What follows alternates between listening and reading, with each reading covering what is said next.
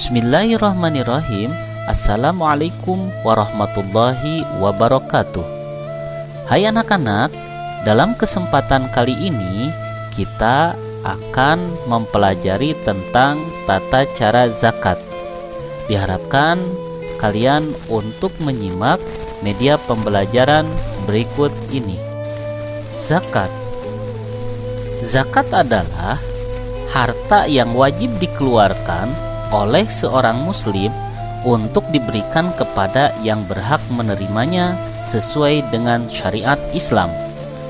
Arti zakat itu sendiri secara bahasa adalah mensucikan. Zakat ada dua macam, yaitu zakat fitrah dan zakat mal. Pembagian zakat. Zakat dibagi menjadi dua. Yang pertama, zakat fitrah. Zakat fitrah adalah zakat yang wajib dikeluarkan setiap jiwa atau orang mukmin di bulan Ramadan.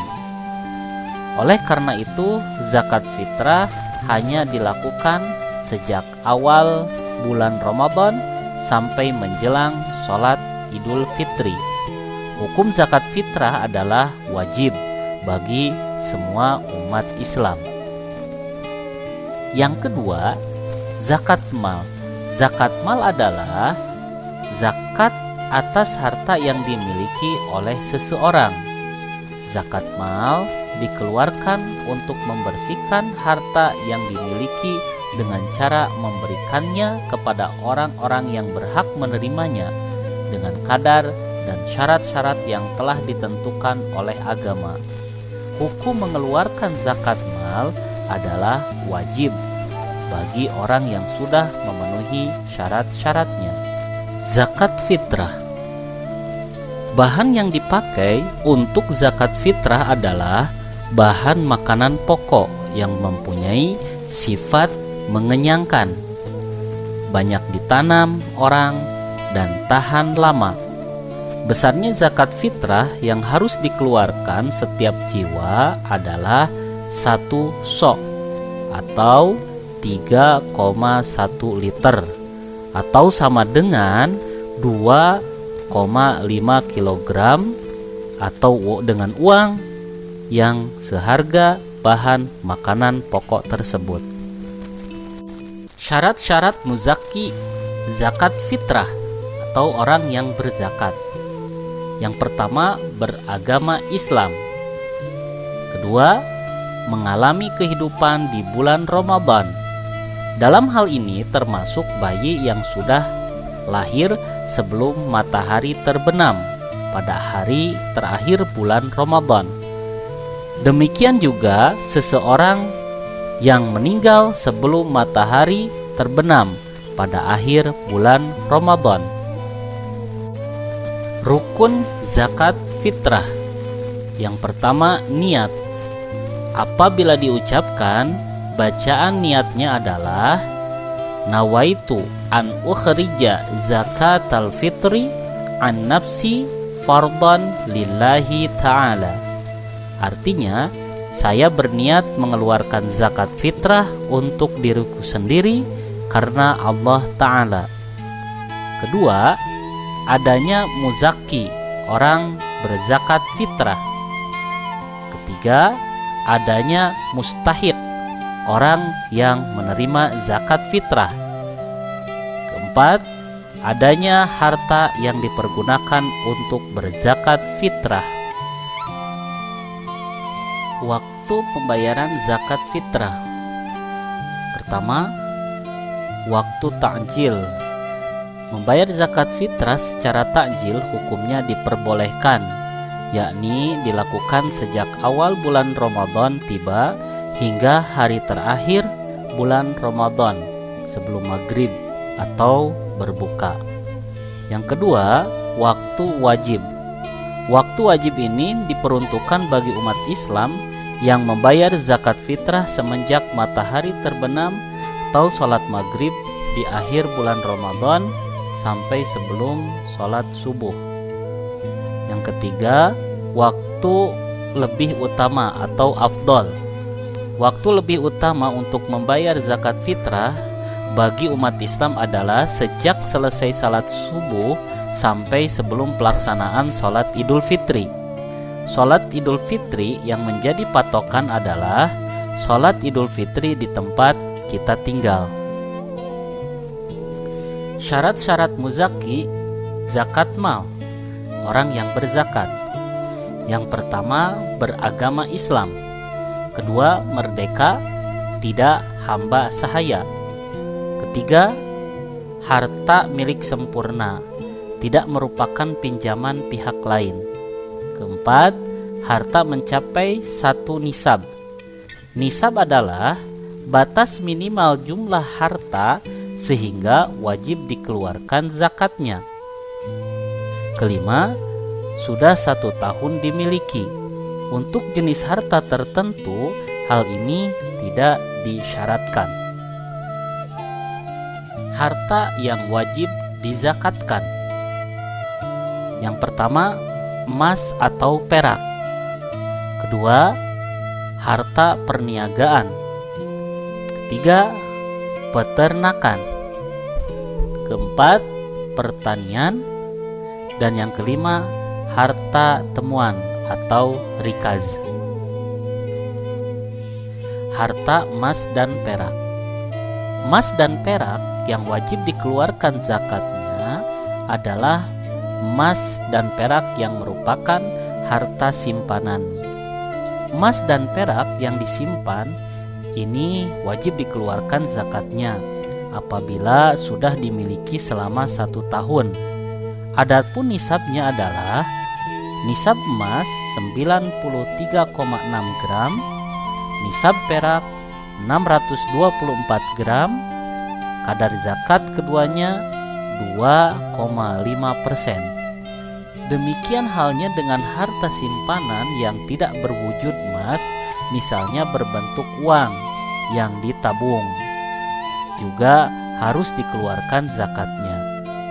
Besar nisab dan zakatnya disamakan dengan nisab dan zakat emas. Perniagaan. Harta perniagaan adalah harta yang diperdagangkan. Untuk harta jenis ini disyaratkan sudah setahun dan sudah mencapai 1 nisab. Nisab dihitung dari harta milik sempurna dan tidak termasuk pinjaman kepada pihak lain. Nisabnya senilai dengan emas 93,6 gram. Kadar zakatnya adalah 2,5%. Peternakan. Binatang ternak atau piaraan yang harus dikeluarkan zakatnya adalah kambing atau domba, sapi atau kerbau, dan unta. Untuk lebih jelas penghitungan zakat peternakan, kalian bisa lihat tabel berikut ini.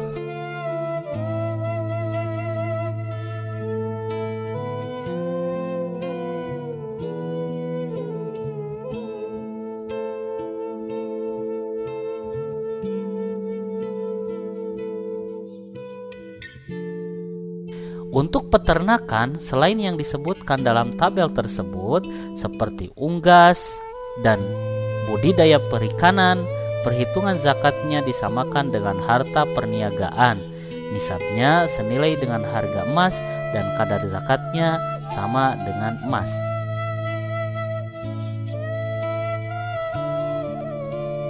Pertanian. Yang dimaksud dengan hasil pertanian dalam bahasa fikih klasik adalah khusus yang memproduksi makanan pokok seperti beras, jagung, gandum, sagu, dan lain-lain. Zakat untuk jenis harta ini diberikan setiap panen, jadi tidak harus menunggu 1 tahun. Ketentuannya adalah nisab 750 kilo atau 5 wasak. Kadar zakatnya 10% apabila tidak ada tambahan biaya untuk pengairan dan 5% apabila ada biaya untuk pengairan. Adapun hasil pertanian atau perkebunan yang bukan makanan pokok seperti tembakau, teh, karet, buah-buahan, dan lain-lain, perhitungannya disamakan dengan harta perniagaan. Nisabnya senilai dengan harga emas dan kadar zakatnya sama dengan emas. Harta temuan atau rikaz. Harta rikaz adalah harta terpendam yang ditemukan. Harta itu sudah tidak bertuan lagi. Kalau seseorang menemukan harta itu, maka harta tersebut menjadi haknya. Namun harus dikeluarkan zakatnya, yaitu 20%. Jika harta rikaz ditemukan di Indonesia, kita harus mengikuti ketentuan hukum positif di Indonesia. Orang yang berhak menerima zakat atau mustahik. Yang pertama, fakir. Kedua, miskin. Yang ketiga, amil zakat. Keempat, mu'allaf. Kelima, riqab atau budak. Keenam, gharim. Ketujuh, sabilillah. Kedelapan, ibnu sabil. Hikmah zakat. Adapun hikmah zakat adalah yang pertama, ungkapan rasa syukur atas nikmat yang diberikan oleh Allah Subhanahu wa Ta'ala. Kedua, mengurangi kesenjangan sosial antara yang kaya dengan yang miskin. Ketiga, mensucikan diri dari dosa dan memurnikan jiwa atau tazkiyatun nafas. Yang keempat, menumbuhkan sifat dermawan dan mengikis sifat kikir. Kelima, alat pembersih harta dan penjagaan dari ketamakan orang jahat. Keenam, menolong, membantu, dan membina kaum du'afa atau orang yang lemah secara ekonomi maupun mustahik lainnya ke arah kehidupan yang lebih sejahtera. Ketujuh, mewujudkan tatanan masyarakat yang sejahtera, rukun, dan damai. Terima kasih telah mengikuti kegiatan pembelajaran pada kesempatan kali ini. Sampai jumpa di pertemuan berikutnya. Mudah-mudahan kita semua diberikan kesehatan dan kelancaran dalam segala urusan. Terakhir, wabillahi taufiq wal hidayah. Wassalamualaikum warahmatullahi wabarakatuh.